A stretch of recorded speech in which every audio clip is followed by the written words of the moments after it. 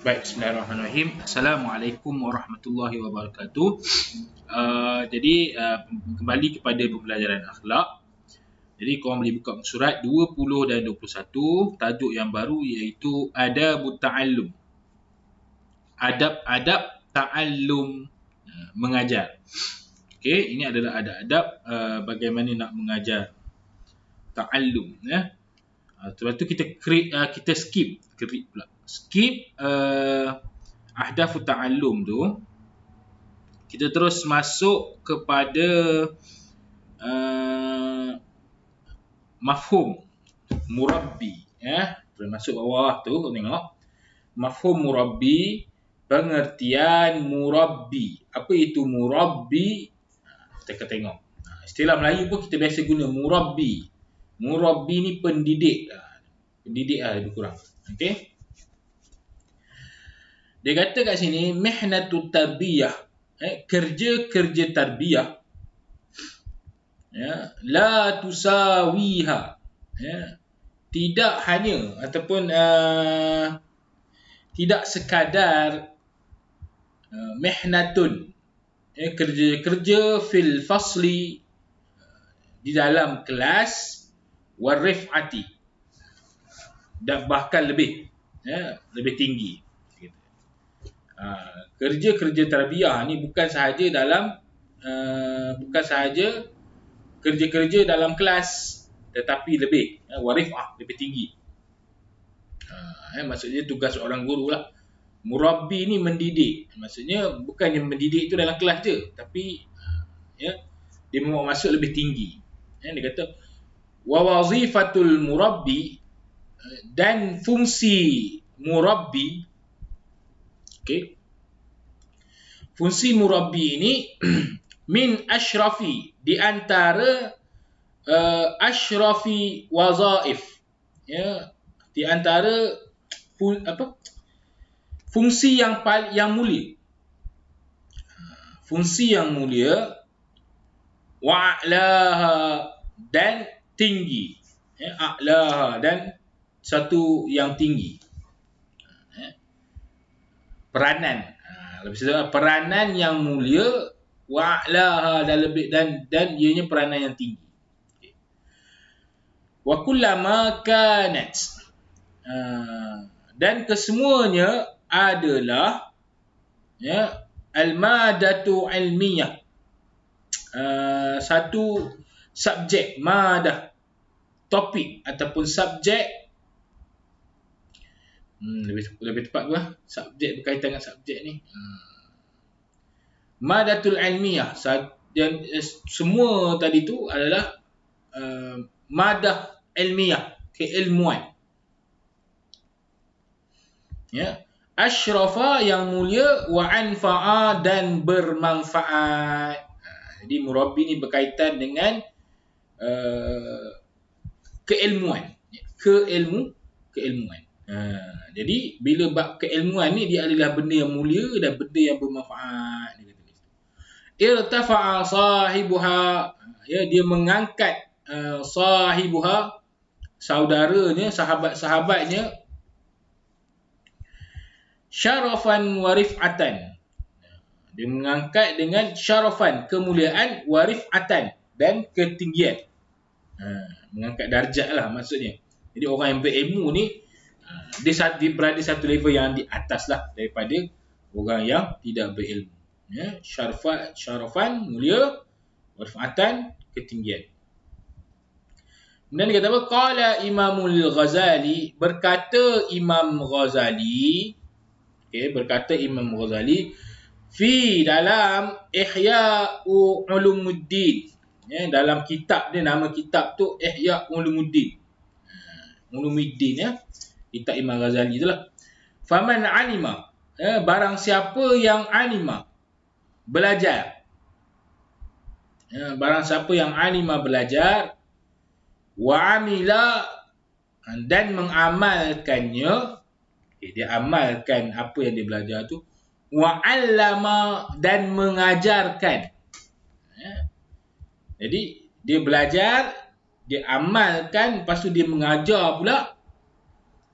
Fahuwa alladhi, maka baginya bukan baginya, maka dia adalah yud'a aziman, ya, didoakan, aziman, kemuliaan fi malakutis samawat, ya, pada malaikat-malaikat di langit, ya, pada malaikat-malaikat di langit. Jadi orang macam ni malaikat doakan, ya, didoakan aziman, kemuliaan. Fa innahu, maka sesungguhnya dia kasyamsi, seperti matahari. Seperti matahari. Orang yang ni tadi adalah seperti matahari.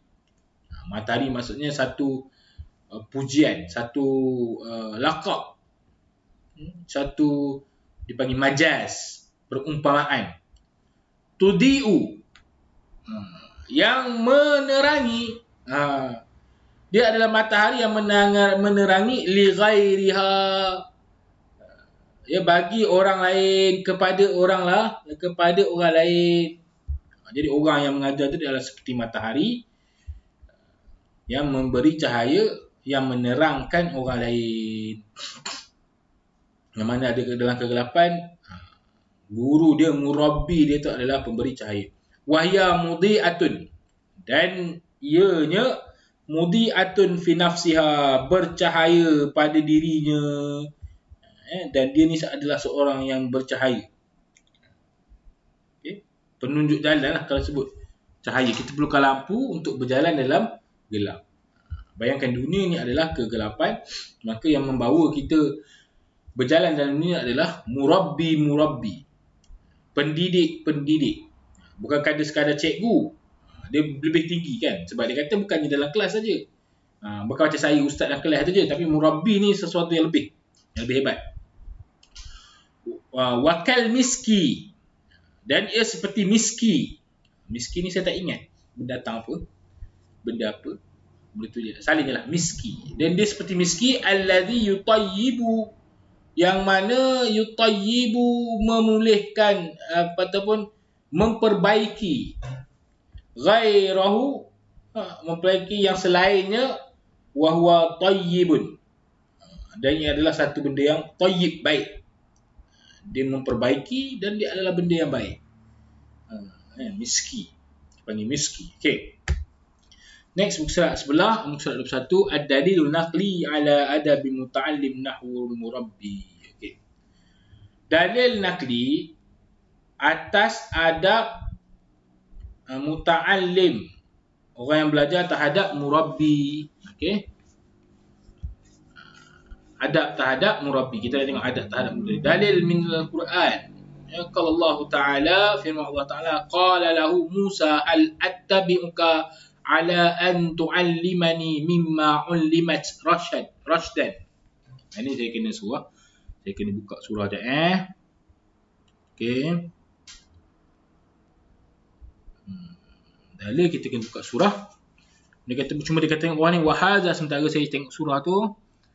Wahaza soal, dia kata, dan pertanyaan ini mulatif al-mubaligh fi husni adab. Ya. Kita tengok ayat Quran lah. Alamak, ayat Quran pun ada iklan. Daripada surah Kahfi ayat yang ke-66. Macam mana apps Quran pun dia ada iklan? Kau bayanglah. Okay, sorry. Kita agak terlewat sikit. Tapi tak apa, 66 66.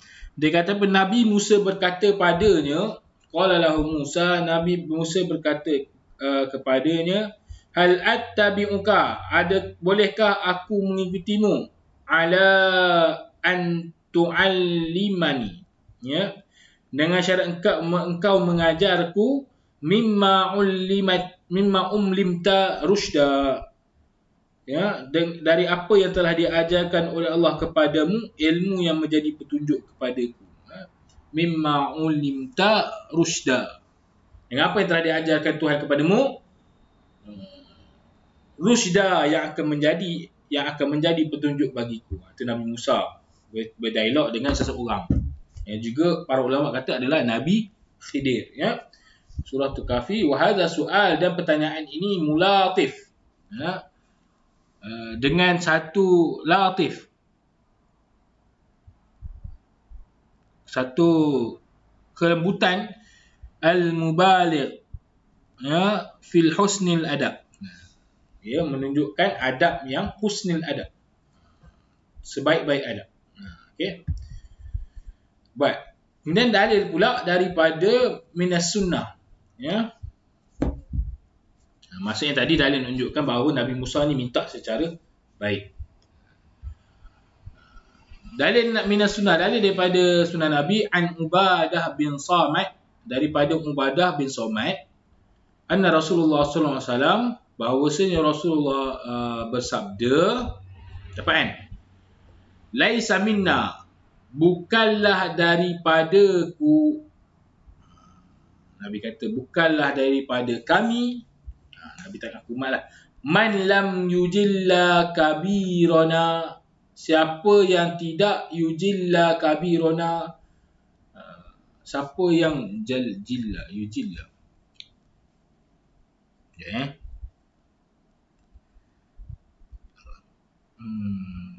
Banyak iklan.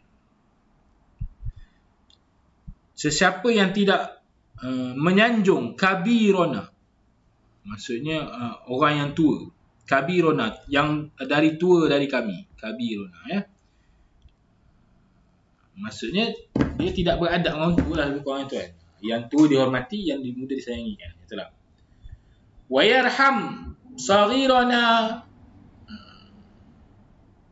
Okey, dan mengasihani saghirana, yang apa? Mengasihani orang yang kecil. Macam itulah. Yang muda. Okey. Patutnya dengan orang tua kita hormat, dengan orang muda ni kita sayangi, okey.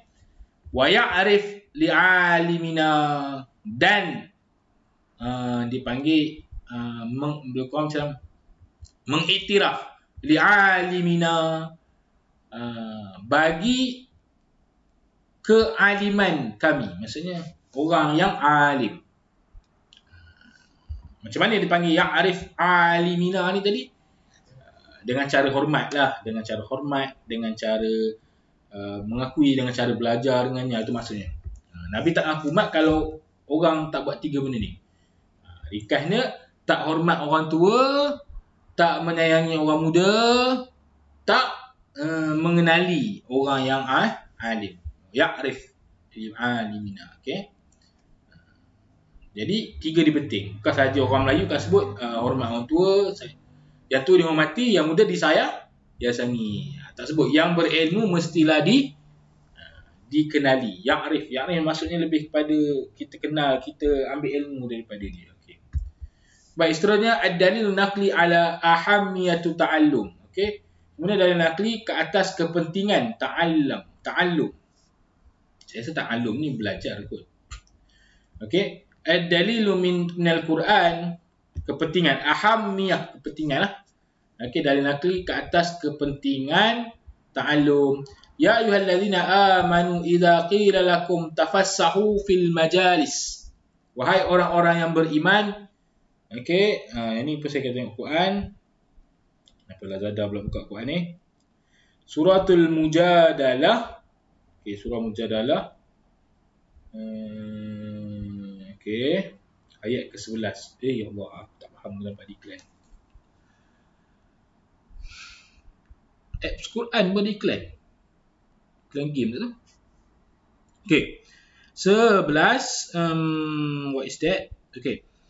Wahai orang-orang yang beriman, apabila diminta kepada kamu, idza qila lakum tafassahu, minta apa?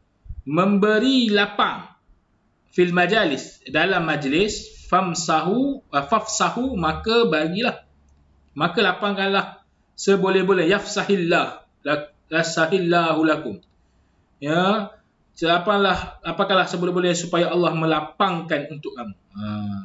Fafsahu tu lapanglah selapang-lapangnya. Yafsahillah, supaya Allah melapangkan kamu. Maksudnya orang datang nak duduk nak belajar tu janganlah pergi orang tak bagi kan.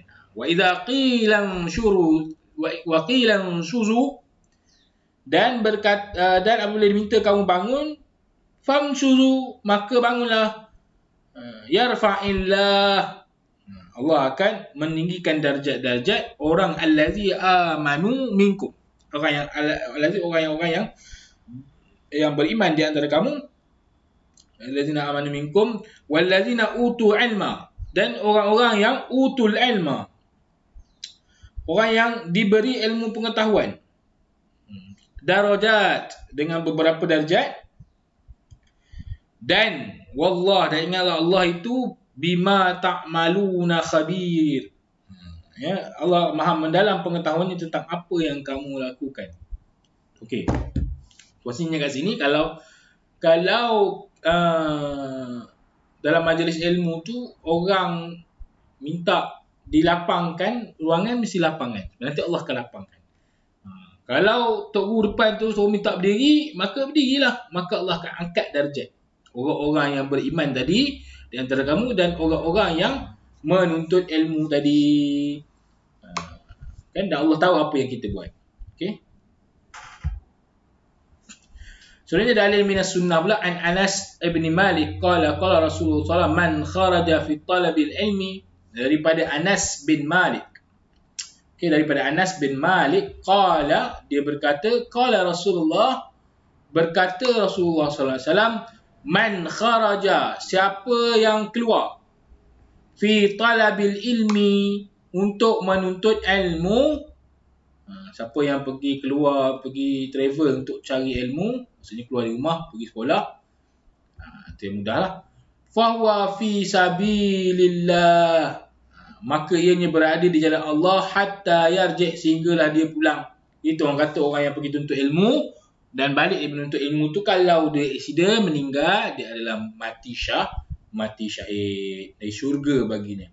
Sebab apa? Sebab dia keluar je dari rumah nak pergi belajar ilmu tu, maka dia berada di jalan Allah, dan setiap tapak dia tu mendapat pahala. Kalau rumah dia jauh, duduk Kelang sebagai contoh, kan, sepanjang perjalanan kereta tu pahala balik asrama. Balik asrama ke rumah pula, daripada asrama keluar selagi tak sampai rumah tu, pahala gitu. Keuntungannya. Okey, selesai untuk minggu ni. Wallahu a'lam.